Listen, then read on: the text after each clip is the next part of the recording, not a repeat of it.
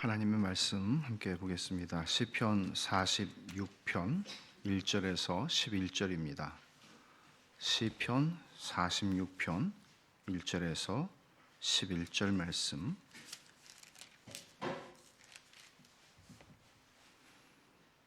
교독하겠습니다. 하나님은 우리의 피난처시요 힘이시니 환난 중에 만날 큰 도움이시라. 그러므로 땅이 변하든지 산이 흔들려 바다 가운데에 빠지든지 바닷물이 솟아나고 뛰놀든지 그것이 넘침으로 산이 흔들릴지라도 우리는 두려워하지 아니하리로다. 한 시내가 있어 나뉘어 흘러 하나님의 성 곧 지존하신 이의 성소를 기쁘게 하도다. 하나님이 그 성 중에 계심에 성이 흔들리지 아니할 것이라. 새벽에 하나님이 도우시리로다. 문나라가 떠들며 왕국이 흔들렸더니 그가 소리를 내심에 땅이 녹았도다. 만군의 여호와께서 우리와 함께 하시니 야곱의 하나님은 우리의 피난처시로다. 와서 여호와의 행적을 볼지어다. 그가 땅을 황무지로 만드셨도다. 그가 땅 끝까지 전쟁을 쉬게 하시며 활을 꺾고 창을 끊으며 수레를 불사르시는도다. 이르시기를 너희는 가만히 있어 내가 하나님 됨을 알지어다. 내가 문나라 중에서 높임을 받으리라. 내가 세계 중에서 높임을 받으리라 하시도다. 만군의 여호와께서 우리와 함께 하시니 야곱의 하나님은 우리의 피난처시로다. 아멘. 두려움이라고 하는 것은 사실 굉장히 무서운 거죠. 두려운 것입니다. 인간의 실존이 겪을 수 있는 의심이나 절망과 함께 두려움이라고 하는 것은 어쩌면 살아가면서 우리가 겪는 가장 힘든 고통일 것입니다. 그런 두려움들은 환경 때문에도 주어지고 또는 불확실한 미래에 대한 생각 때문에 우리에게 찾아오기도 합니다. 근데 사실 더한 것은 내가 처해 있는 현실의 환경이나 또는 미래에 대한 불확실한 미래에 대한 두려움보다 더한 것은 우리가 염려하고 근심하면서 최악의 시나리오를 쓰는 게 더해지면 그땐 정말 헤어날 길이 없습니다. 이렇게 되면 어떡하지? 저렇게 되면 어떡하지? 이렇게 되면 저렇게 된다면 하는 생각들을 하는 거죠. 오늘 본문 시편 46편은 사실 그런 두려움의 문제, 현실의 문제뿐만 아니라 그런 최악의 시나리오를 쓰는 그런 문제들, 그런 데서 가중되는 두려움의 문제를 정직하게 다루고 있는 말씀입니다. 2절과 3절을 보면 그러므로 땅이 변하든지 산이 흔들려 바다 가운데에 빠지든지 바닷물이 솟아나고 뛰놀든지 그것이 넘침으로 산이 흔들릴지라도 라고 말하죠. 지진이 일어나고요, 해일이 일어나고 쓰나미 이런 것들이 다 일어나는 그런 상황들을 묘사하는 것 같습니다. 어떻게 보면 자연재해를 말하는 것 같지만 이것은 은유적인 표현일지도 모릅니다. 여기에는 사실 과장법이 섞여 있을 가능성이 있습니다. 말하자면 최악의 시나리오를 쓰고 있는 것이죠. 근데 이런 최악의 상황을 진술하면서도 3절 끝에 우리는 두려워하지 아니하리로다 라고 말하죠. 여기 이제 우리가 이 시편을 상고하는 이유가 있습니다. 도대체 무엇이 이런 기가 막힌 상황 속에서도 두려워하지 않을 수 있게 만들까? 어떻게 이런 상황을 인정하면서도 이 시인은 우리는 두려워하지 않는다고 고백할 수 있을까? 말하자면 이 상황들이 다 물러갔으니까 나는 이제 더 이상 두려워하지 않아, 이렇게 말하는 게 아니에요. 이런 상황들이 지금 현존하고 있어요. 계속되고 있어요. 상황이 변하지를 않아요. 예수님을 믿었는데 안 변하고 기도를 하는데도 안 변하는 것 같아요. 그런 상황에서 이 시인은 우리가 두려워하지 아니하리로다 라고 말하는 거예요. 두려움과 신앙의 관계는 어떨까요? 어떻게 우리는 두려움과 신앙의 관계를 설명할 수 있겠습니까? 이것은 신학적인 논문을 쓰라는 것이 아니라 여러분들이 예수님을 믿는 신앙을 가지고 살아갈 때 보통 우리가 이 세상에서 그저 만나게 되는 그런 실존적인 두려움들이 많이 있어요. 그런 두려움들을 믿는 사람과 믿지 않는 사람, 믿음이 있는 사람과 믿음이 없는 사람, 참된 믿음을 가진 사람과 그런 믿음이 없는 사람, 어떤 차이가 나나요? 우리가 참된 믿음을 가지고 있다면 그런 두려움을 어떻게 우리들은 다루고 극복하나요? 인생이 겪는 보편적인 두려움의 문제가 우리가 가지고 있는 신앙과 어떤 관계가 있는가 하는 것입니다. 반드시 현실이 나쁘기 때문에 두려워하는 것만은 아니에요. 현실은 편안한데 혹시 이런 일이 일어나면 어떡하나? 혹시 내 자녀들에게 이런 일이 일어나면 어떡하나? 혹시 내가 하는 사업에 이런 일이 일어나면 어떡하나? 별의별 생각들 다 하거든요. 이런 것들이 두렵죠. 과연 이런 현실을 살아가면서 더 이상 두려움이 없다고 말할 수 있는 신앙은 또는 어떤 신앙인가 하는 것이에요. 우리는 이 시편 46편을 읽으면서 이 고백, 이 시인의 고백을 충분히 이해하고 공감하는가? 또 우린 그렇게 고백하고 살고 있는가? 성경에 많은 기도가 나오지만 시편처럼 기도가 많이 들어있는 책은 없어요. 근데 이 기도들은 보면 정말 골치 아픈 인생의 시간들을 보내면서 하나님 앞에 나아가는 기도들이 대부분이에요. 정말 골치 아프고 머리 아프고 가슴 아픈 상황 속에서 하는 거예요. 이 말씀을 오늘 우리가 좀 상고할 텐데 먼저 좀 이 시편 46편에 대해서 제가 좀 주변적인 얘기들을 먼저 좀 할게요. 시편 46편은 마틴 루터가 영감을 받고 이 시편 46편에서 내주는 강한 성이요 라고 하는 이 독일 사람들이 가장 좋아하는 찬송 중에 하나를 만들었습니다. 그래서 제임스 몽고메리 보이스는 시편 46편 강해를 하면서 그 제목을 아주 심플하게 마틴 루터의 시편이라고 했습니다. 우리는 마틴 루터 그러면은 로마서를 연상하죠. 로마서 1장 17절을 연상하죠.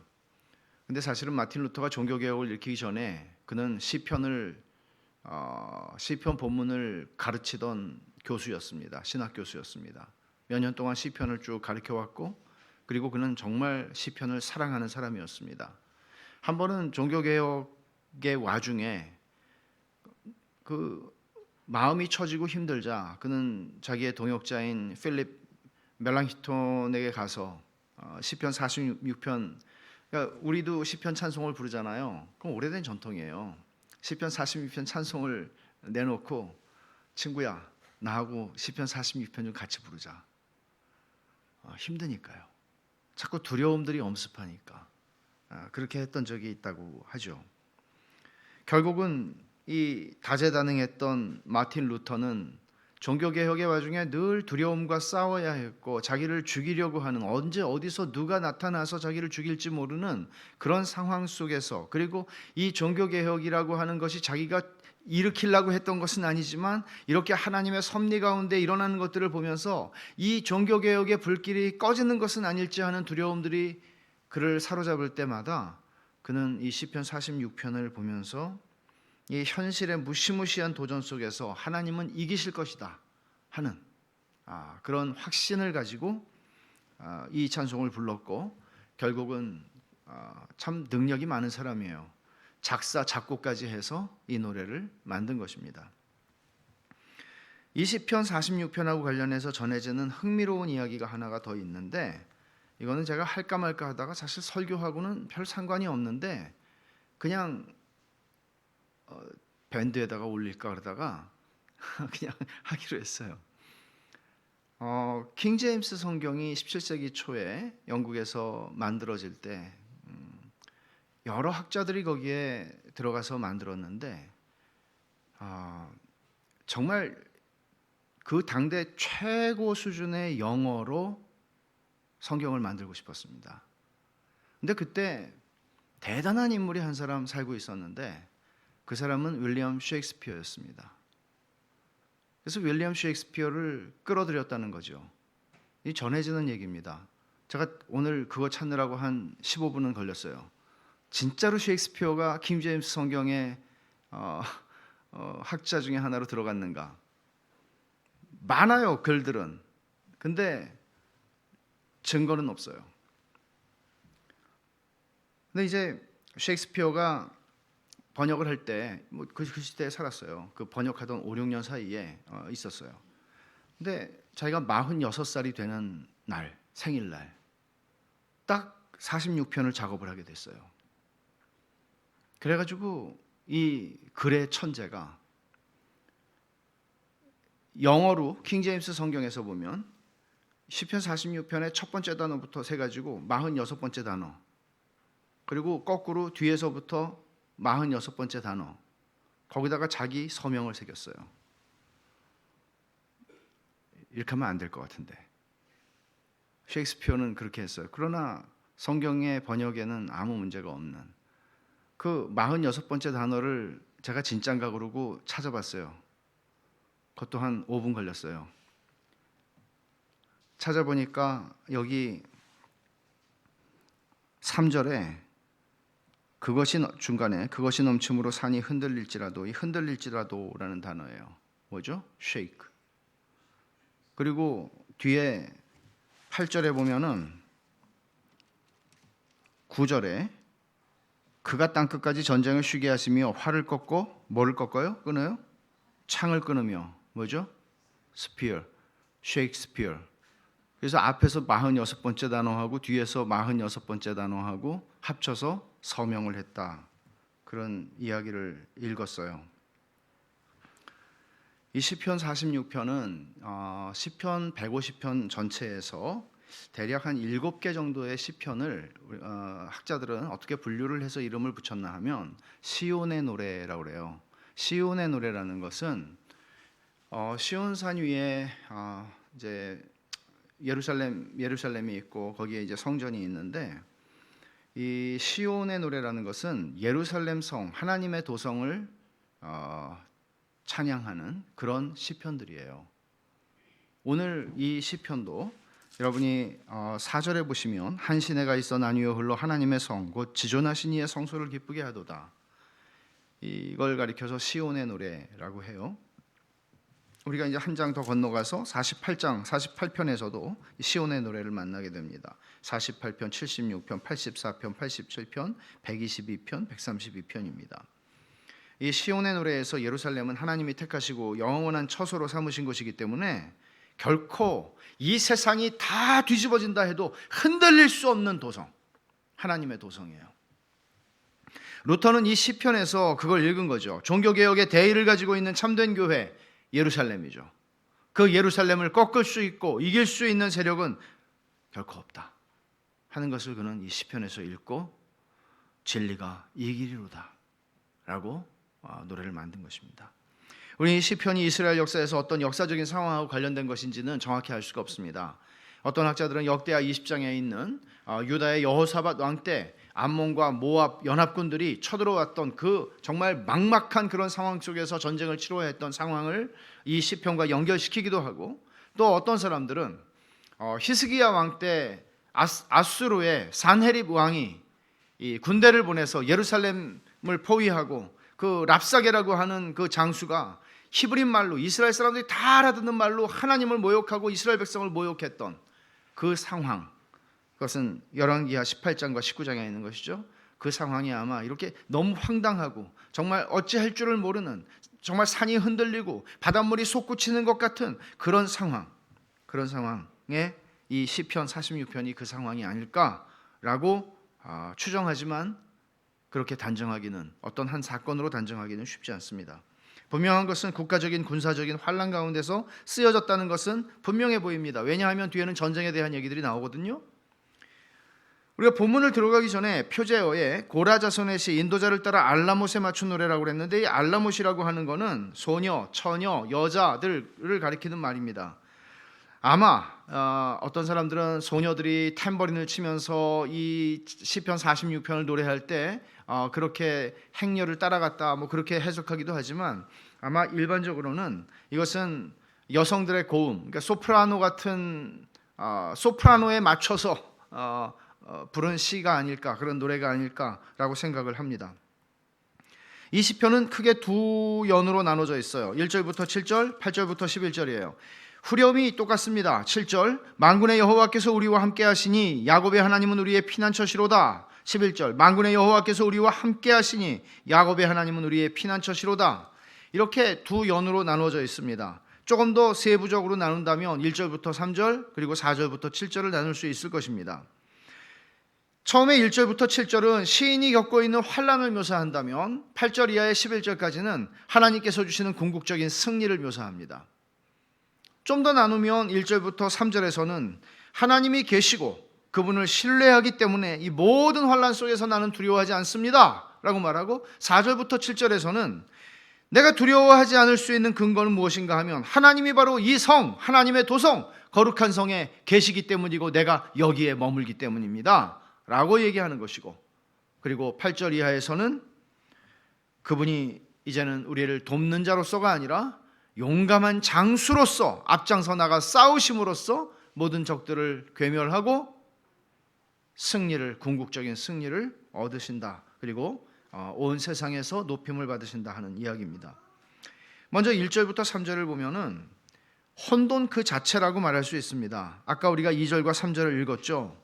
여기에 2절과 3절에 있는 묘사들, 땅이 변한다, 산이 흔들려 바다 가운데 빠진다, 바닷물이 솟아나고 뛰논다, 또 바닷물이 넘쳐서 산이 흔들린다, 이런 묘사들은 전형적으로 고대 근동의 혼돈을 묘사하는 방식들이에요. 전형적인. 그러니까 자연재해에 대한 묘사라고 볼 수도 있겠지만 아마도 이것은 어떤 국가적으로, 군사적으로 이스라엘 백성이 만난 정말 너무나 황망한 그런 상황을 묘사하고 있는 은유일 것으로 이해할 수 있을 것입니다. 세상에 산처럼 안정적이고 흔들리지 않는 게 있나요? 그러니까 당신은 산과 같습니다. 그러면 듬직하고 흔들리지 않고 바위 같습니다. 그런 표현들을 쓰잖아요. 근데 여기 산이 바다 가운데 빠진다고 말하죠. 공포적인 상황을 지금 말하는 거예요. 산들이 흔들려요. 그리고 바다는 본래 히브리 사람들에게는 두려움 혹은 공포, 위험, 죽음, 두려움, 그런 것들이었습니다. 왜냐하면 바다는 그 앞에, 그 뒤에 뭐가 있는지 모르고 그 속에 뭐가 있는지 모르기 때문에 두려움의 요소였습니다. 그러니까 여기 바닷물이 솟아오르고 하나님이 경계로 지어놓으신 것을 넘어서서 우리에게로 지금 넘쳐오는 것이죠. 이 심각한 상황이에요. 자기가 처한 상황이 이렇게 혼돈과 처참함 가운데 있다는 것을 시인은 그대로 고백합니다. 이게 실제로 이만한 상황이 일어났을 것 같고 혹은 약간의 과장일지도 모릅니다. 최악의 시나리오를 자기가 머릿속으로 쓰는 것일지도 모릅니다. 그런데 그것과 상관없이 이런 상황을 인정하면서 아까 말한 것처럼 우리는 두려워하지 아니하리로다라고 말하는 거예요. 사실 우리는 두려워하지 아니하리로다라는 말이 우리 성경, 우리말 한국 성경에는 2절 3절에 보면은 뒤에 나오지만 본래 히브리말 성경에는 우리는 두려워하지 아니하리로다가 2절 앞에 나와요. 그러니까 그대로 뉘앙스를 살려서 읽으면 이런 거예요. 우리는 두려워하지 않습니다. 땅이 변하든지 산이 흔들려 바다 가운데 빠지든지 바닷물이 솟아나고 뛰놀든지 그것이 넘침으로 산이 흔들릴지라도 말입니다. 우리는 두렵지 않습니다. 근데 그 앞에 무슨 말이 나와요? 1절에 하나님은 우리의 피난처시여 힘이시니 환난 중에 만날 큰 도움이시라. 그래서 우리는 두려워하지 않습니다. 세상에 무슨 일이 일어나도 우리는 두려워하지 않습니다. 그렇게 얘기를 하는 거죠. 그 1절에 이게 시인이 두려워하지 않는 근거를 제일 먼저 얘기하는 거예요. 먼저 하나님이 나의 피난처, 힘, 환난 중에 만날 큰 도움이시기 때문에 두렵지 않다. 이렇게 46편은 두려움의 상황으로 시작하기보다는 아주 멋진 선언적인 고백으로 시작을 해요. 두렵지 않습니다. 두렵지 않습니다라고 시작을 해요. 어떤 학자는 이런 하나님에 대한 신뢰를 급진적인 신뢰다 이렇게 표현을 했어요. 이 상황들이 이렇게 막 뒤죽박죽이고 막 혼란스럽고 두려운데 두렵지 않습니다. 나는 하나님을 신뢰하니까요 라고 얘기하는 이 신뢰를 급진적인 뿌리 깊은 철저한 신뢰라고 표현을 했어요. 하나님을 세 가지 은유로 표현하죠. 피난처, 힘, 환난 중에 만날 큰 도움. 피난처는 폭풍이나 전쟁 때 보호를 받을 수 있는 곳입니다. 장소입니다. 여기 피난처라고 하는 말에서 피난하다, 도피하다라고 하는 이 동사는 사실은 믿다, 신뢰하다, 의지하다 그런 뜻을 가지고 있어요. 그래서 시편 7편 1절에 보면은 여기 우리 개역개정에는 피하리니라고 번역한 것을 여기 우리말 성경이라고 하는 우리말 성경 중에 번역된 것 중에 우리말 성경이 있어요. 이름이 거기서는 내가 주를 믿습니다 이렇게 표현했어요. 내가 주께 피합니다라고 번역한 것을. 그러니까 사실 주를 나의 피난처로 삼는다는 것은 우리의 믿음의 행위예요. 여기서 말하는 것은. 그러니까 이런 거예요. 내가 주님을 믿는다고 그러는데 내가 주님이 나의 피난처인 걸 고백을 하지 못해요. 고백하지 못하는 게 아니고 내가 주님이 피난처이시고 내가 그 안에서 안정감을 가지고 편안함을 느껴요. 내가 이제 살았다 이렇게 하질 못해요. 그럼 그게 믿음의 문제라는 얘기죠. 피난처를 찾는다는 것은 내가 주님을 믿는다는 얘기예요. 실제적으로 모든 환난 속에서 하나님께 피하는 것, 그게 신앙이라는 얘기예요. 그게 믿음의 행위라는 얘기예요. 두 번째로 힘이라고 얘기하죠. 피난처가 외적으로 주어지는 방편이라면 힘은 내적으로 주어지는 방편이죠. 내 안에서 주어지는 힘이죠. 그래서 모든 것이 다 허물어질 때에도 하나님은 내 힘의 근원이 되시고 내 힘의 공급원이 되셔서 내 속에서 모든 게 다 무너져도 하나님이 샘솟듯이 내 안에서 힘을 주신다는 거죠. 그런 고백을 하는 거예요. 낙심하죠. 절망도 하고요. 두려워하기도 하고요. 그런데 또 새로운 힘을 주세요. 그런 얘기를 하는 거예요. 날마다 새롭게 하나님께서 새 힘을 주신다는 거예요. 견딜 수 있도록 두려워하지 않을 만큼. 그래서 그 힘이 흔들릴 수 없는 견고한 산과 같아요. 피난처가 안전한 장소라면 힘은 공급원이에요. 이 힘이 있어서 이 하나님이 내 힘이 되시기 때문에 아무리 연약해도 환난 속에서 견고하고 흔들리지 않을 수 있다. 그렇게 얘기를 해요. 세 번째로 시인은 큰 도움이라고 얘기하죠. 하나님은 단순히 우리의 어떤 하나의 도움이 헬퍼가 아니라 하나님은 그냥 우리의 도움 그 자체세요. 그렇게 얘기하는 거예요. 차고 넘치도록 자기 백성을 도우시고 우리의 모든 도움이 되시는 하나님. 이런 방식으로 하나님은 환난 때에 이게 환난 중에 만날 큰 도움, 환난을 만났을 때 하나님은 우리에게 큰 도움이 되시는 방식으로 당신 자신을 우리에게 증명하세요. 환난 때. 그것을 시인은 고백하고 있는 거죠. 환난 중에라고 하는 말 뭐예요? 출구가 없어요. 극복할 수 있는 길이 안 보여요. 그 환난 중에죠. 그래서 여기 2, 3절에 얘기하는 것처럼 땅이 변하고 산이 흔들려 바다 가운데 빠지고 바닷물이 솟아나고 뛰놀고 그게 넘쳐서 산이 흔들리는, 이게 출구가 없는 상황이죠. 내가 내 힘으로는 해결할 수 없는 일이죠. 환난 중에. 그래서 시인은 이렇게 하나님이 나의 피난처와 힘과 큰 도움이 되시기 때문에 내가 그 하나님을 신뢰하기 때문에 두려워하지 않습니다 라고 얘기해요.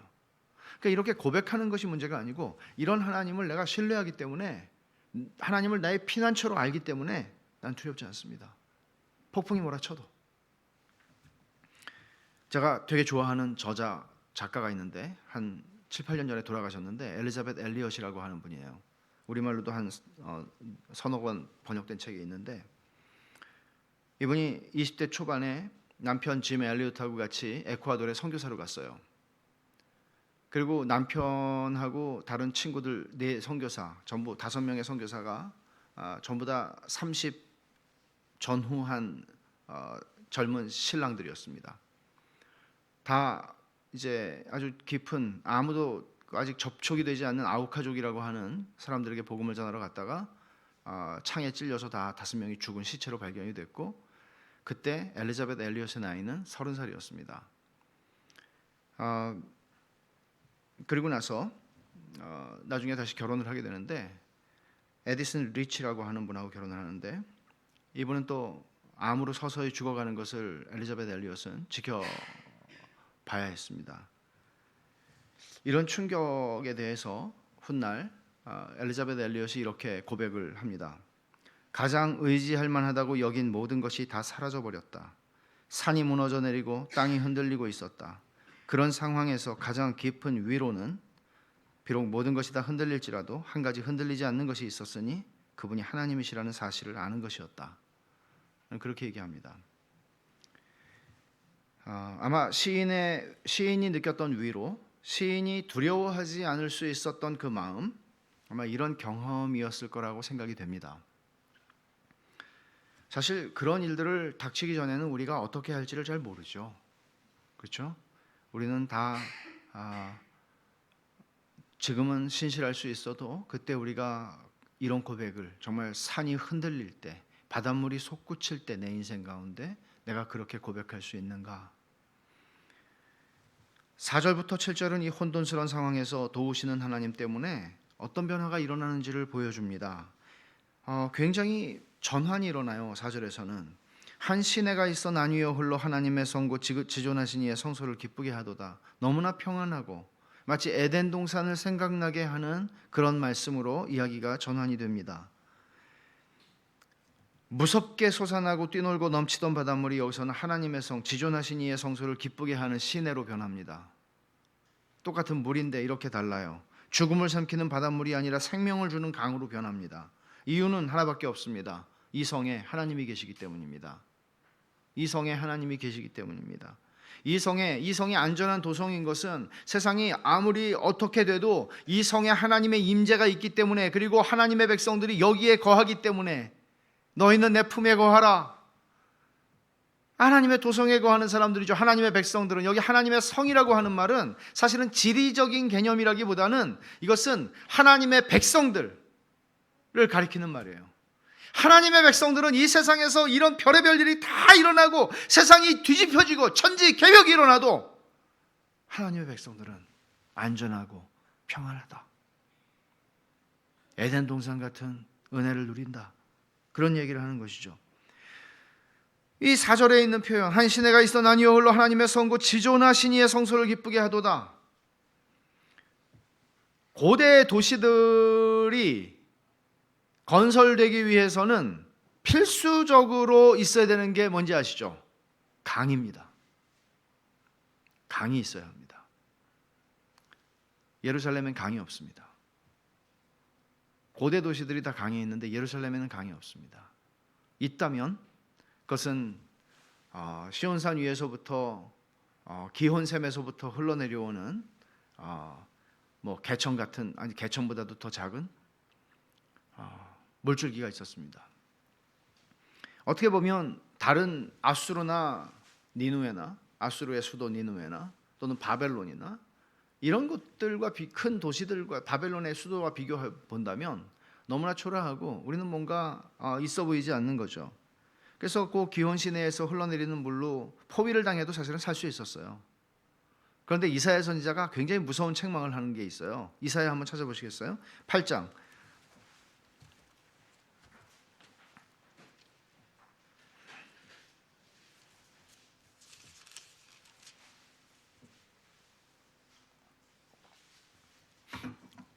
6절을 보시면 이 백성이 천천히 흐르는 실로아 물을 버리고 르신과 르말리아의 아들을 기뻐하느니라. 이 말은 무슨 말인가 하면 천천히 흐르는 실로아 물이라는 것은 이 기온 시내에서부터 흘러내려와서 실로아 연못이 생기는 거거든요. 근데 이 물을 너희들이 버렸다. 이건 무슨 얘기예요? 너희들은 하나님이 공급해 주시는 하나님의 공급, 하나님의 도움을 너희는 저버렸다. 하나님을 너희는 배신했다.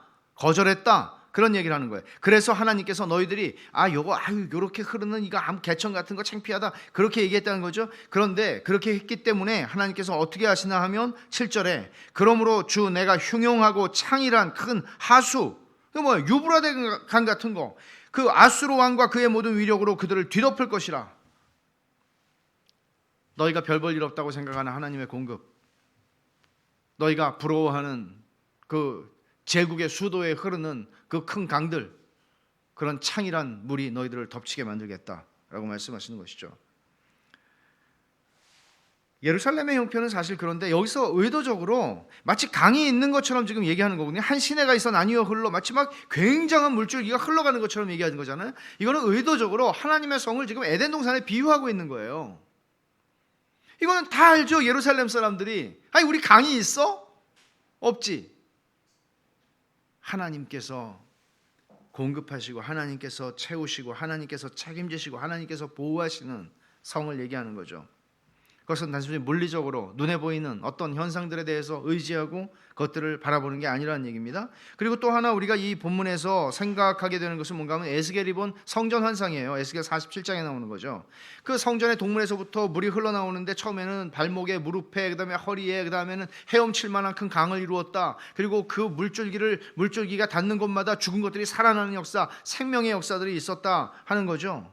끊임없이 이 하나님의 도성으로부터 생명의 역사들이, 생명수가 흘러나가고 살리는 역사들이 일어나는 것. 이게 앞에 2, 3절하고는 완전히 다른 이야기죠.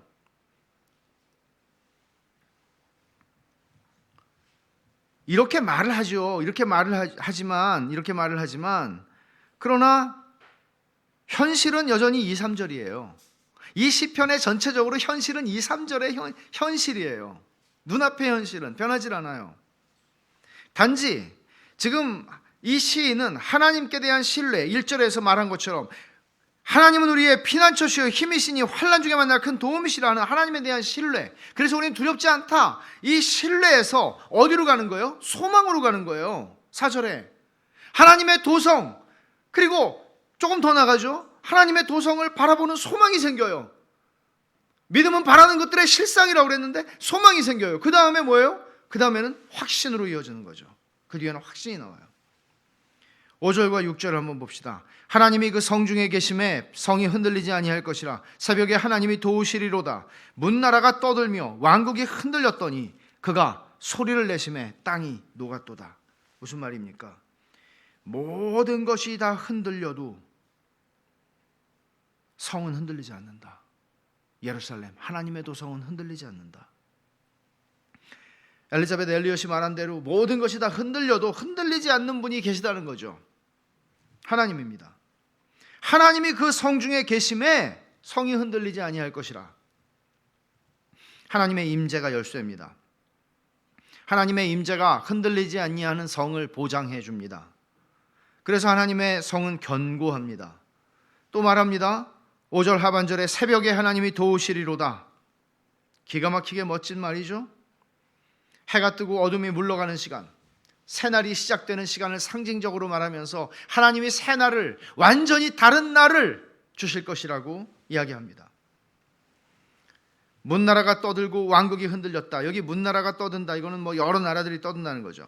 이 소동을 일으킨다는 거예요. 왜? 하나님을 대적하기 위해서. 그리고 왕국이 흔들렸다. 이거는 하나의 왕국이 아니라 왕국들이 흔들렸다는 얘기예요.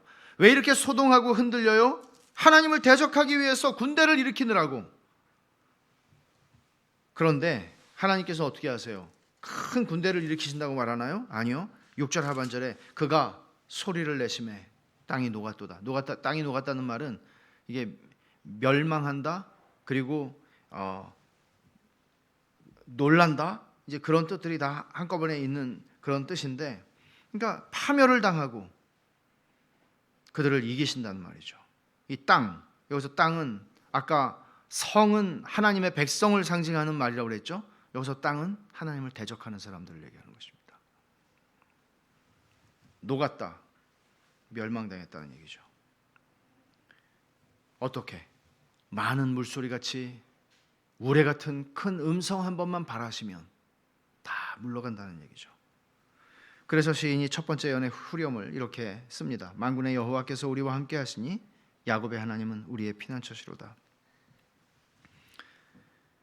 만군의 여호와, 만군의 여호와라는 표현은 전쟁의 상황에서만 거의 쓰이는 표현이에요. 하늘과 땅의 모든 군대의 왕이신 하나님께서 일하신다는 얘기죠. 군사적인 행동을 하나님이 하실 거라는 암시가 있습니다. 야곱의 하나님이라는 표현은 족장들의 하나님, 그 언약을 맺으신 그 언약의 하나님을 기억한다는 이야기인데, 어떤 학자는 야곱의 하나님, 아브라함도 아니고 이삭도 아니고 야곱의 하나님이라고 한 것은 야곱이 제일 좀 뭐가 잘 안 되는 사람인데 자기 꾀만 부리고 산 사람인데 그 사람을 끝까지 포기하지 않으시고 도우시는 그 하나님, 그 하나님이 나같이 부족한 사람에게도 함께 하신다는 이야기를 하고 있는 것이리라 그런 해설을 하더군요. 야곱의 하나님은 우리의 피난처시로다. 여기 피난처라고 하는 말이 1절에서도 나왔는데 여기 또 나오죠, 7절에. 근데 히브리 말로는 다른 말이에요. 여기 피난처라고 하는 말은 산성 혹은 요새, 너무나 아주 산 꼭대기에 있어서 여간에서는 적들이 건드릴 수 없는 그런 높은 곳에, 안전한 곳에 하나님이 우리들을 두셨다. 그래서 여기 피난처라고 하는 말에 개역 개정 성경에 보면은 그렇게 하고 각주의 산성이시로다 그렇게 얘기했죠. 11절도 물론 마찬가지입니다. 그런 뜻입니다. 그러니까 하나님의 산성, 요새에 우리들을 두셨다고 얘기를 하는 것이죠. 누구도 우리를 빼나갈 수 없다, 이길 수 없다. 이제 두 번째 예언으로 가면 시인은 여전히 혼돈 속에 있고 포위된 것 같은 상황 가운데 있기는 하지만 궁극적으로 승리할 것이니 승리를 바라보라 그렇게 독려합니다. 하나님은 단순히 우리를 도우시는 분만이 아니라 이제는 일어나 싸우시는 강한 용사라는 것이죠. 장수라는 것이죠. 그래서 와서 볼지어다 라는 말로 시작해요. 8절에 와서 여호와의 행적을 볼지어다. Come and see. 와서 봐라. 뭘 봐요? 하나님이 행하신 일을 한번 봐라 라고 얘기해요. 뭐죠? 그가 땅을 황무지로 만드셨도다 그렇게 얘기해요. 땅을 황무지로 만드셨다 하는 말 뒤에 계속해서 나오는 것들이 있는데 이거는 땅을 황무지로 만드신 것의 결과들, 이어지는 그 부산물과 같은 것들이에요. 9절에 보세요. 땅 끝까지 전쟁을 쉬게 하신다. 활을 꺾는다. 창을 끊는다. 수레를 불살한다. 여기 수레라고 하는 거는 전차를 상징하는 거예요. 당시로 말하면 탱크가 없죠 그때는. 그러니까 아주 말들이 끄는 그런 마차인데 전차죠. 전쟁을 위한 그런 것들을 얘기하는 것입니다. 하나님께서 전쟁에 나서서 이 전쟁을 끝내시고 모든 무기들, 창과 활로, 이 제휴법이죠. 창과 활은 모든 무기를 대표하는 것들이죠. 창과 활을 다 끊고 꺾어버리시고 그리고 마차도 전차도 다 불살라 버리실 것이다 라고 말합니다. 이제 사람들이 해야 할 일은 명확합니다. 10절에 너희는 가만히 있어 내가 하나님 됨을 알지어다. 두 가지 얘기합니다. 가만히 있는 것, 하나님 됨을 아는 것. 만군의 왕으로 모든 대적을 꺾으신 하나님을 인정하고 그 앞에 무릎 꿇으라는 얘기입니다. 가만히 있으라 하는 말을 먼저 보면 이 시끄러운 세상에서 시끄럽죠. 왜 시끄러운가 하면 소리 질러서 시끄러운 게 아니라 뭘 분주해요. 뭘 해결하겠다고 스스로 나서서 다들 분주해요. 이런 시끄러운 세상에서 사람들이 스스로 문제 극복하고 해결해 보려고 시도하는 모든 일들을 멈추라는 거예요. 그런 시도를 하는 사람들은 주님을 신뢰하기를 배우지 못한 사람들이고 주 안에서 마음의 안식을 누릴 줄 모르는 사람들이라는 거예요. 자기 문제들, 자기 주변의 모든 것들을 해결하기 위해서 근심하고 해도 만족이 안 되고 하면 또 다른 문제가 터지고 그렇게 살아가는 거예요. 가만히 있으라. 하나님 안에서 너는 언제 안식을 누릴 수 있니? 내가 하나님 되음을 알지어다라는 말로 이어지죠. 하나님의 절대 주권을 인정하고 하나님을 신뢰하라는 얘기예요. 다시 1절로 돌아가는 겁니다. 여호와는 하나님은 나의 피난처, 나의 힘, 환난 중에 만날 큰 도움. 그 하나님을 신뢰하는 거죠. 우리의 마음이 감정적으로 소용돌이칠 때 그럴 때가 얼마나 많아요, 여러분. 이게 반드시 바깥에서 일어나는 문제들만이 아니라 우리의 마음이 쉬지를 못할 때가 얼마나 많아요. 마음이 소용돌이치는 거죠. 도대체 마음이 잔잔해지지도 않고 평안을 누릴 수도 없고 쉼이 없어요. 피곤해요. 그럴 때 우리가 해야 하는 것이 뭐예요? 가만히 있어 하나님의 하나님 되심을 아는 것입니다. 엘리자베트 엘리엇이 이런 말을 합니다. 가만히 있어 하나님 됨을 아는 것이 우리 마음이 소용돌이칠 때 우리가 추구해야 하는 하나의 목표입니다. 내 마음이 소용돌이칠 때, 내 마음이 걷잡을 수 없이 흔들릴 때 가만히 있어 내가 하나님 됨을 알지어다.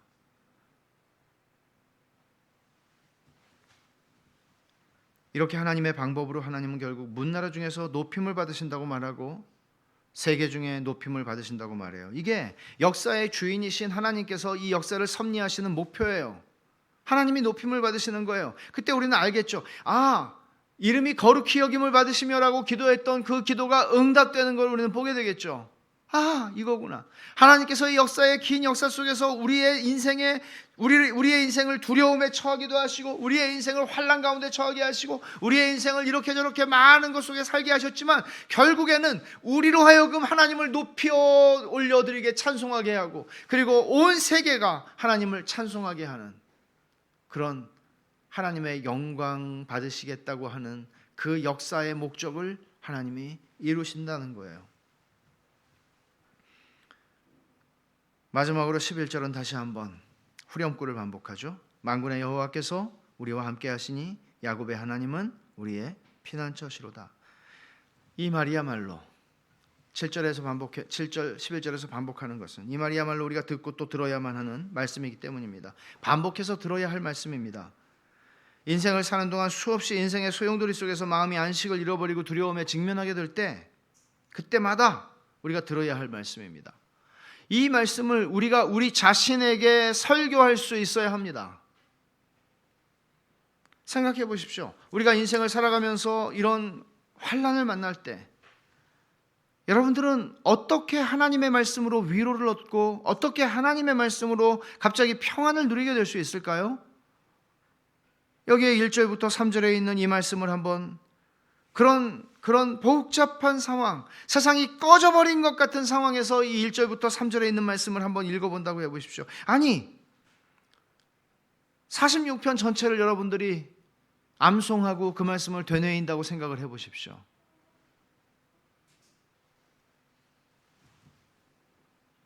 이 시편은 마틴 루터에게 두려움을 이기고 하나님의 궁극적인 승리를 바라보게 했던 말씀이었습니다. 날마다 두려움과 싸워야 했던 사람이었습니다. 그는 이렇게 노래했습니다. 그는 시편을 그대로 쓰지 않았습니다. 시편 찬송이 아닙니다. 그가 내주는 강한 성이어는 그가 완전히 시편 46편에서 영감을 받아서 그가 새롭게 쓴 시입니다. 그 가사 마지막 부분이 이렇습니다. 이 땅에 마귀 들끓어 우리를 삼키려 하나 겁내지 말고 섰거라 진리로 이기리로다. 친척과 재물과 명예와 생명을 다 빼앗긴데도 진리는 살아서 그 나라 영원하리라. 우리의 참된 안전은 하나님과 그 어떤 것에 있지 않습니다. 말하자면 하나님 플러스 something, 어떤 것에 있지 않습니다. 하나님 플러스 돈, 하나님 플러스 성공, 하나님 플러스 안정된 직장, 하나님 플러스 기타 등등에 있지 않습니다. 우리의 안전은, 우리의 안식은, 우리의 평안은 오직 하나님께만 있습니다.